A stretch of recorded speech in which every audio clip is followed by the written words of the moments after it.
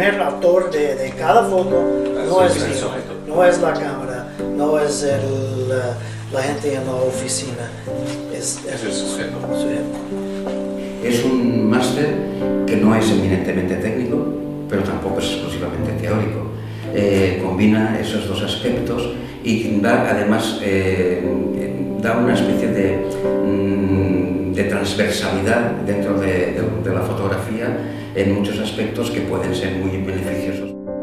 Es una escuela muy abierta, tanto su máster como sus clases no se centran en promocionar o en aupar una forma de ver la fotografía.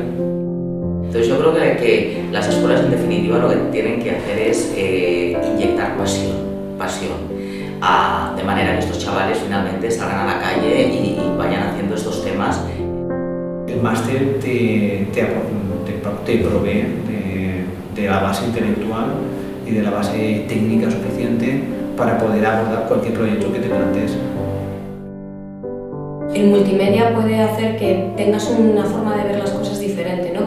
Como una herramienta más que hasta ahora mucha gente a lo mejor ni se había planteado, ¿no? O para mí el hecho de dar estas clases de máster y tener la oportunidad de que en algún momento dado de estas clases son los propios alumnos los que te tienen que explicar sus propios proyectos, para mí es un lujo tener ese privilegio. Ver cómo otras personas y yo misma hemos enfocado el tema del retrato y el tema de contar historias a través de los retratos, ¿no? Y yo creo que eso es enriquecedor.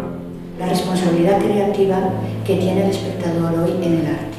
Es decir, ellos tienen que enfrentarse a esta realidad, a la realidad de un nuevo espectador, de un nuevo público. ¿Qué tipo de circulación y qué tipo de, digamos, trama significativa van a generar sus fotos? Eso es lo que le puede aportar el máster y muy concretamente la asignatura de semiótica. Yo creo que el máster les va a ofrecer una grandísima herramienta crítica y para entender sobre todo la fotografía contemporánea.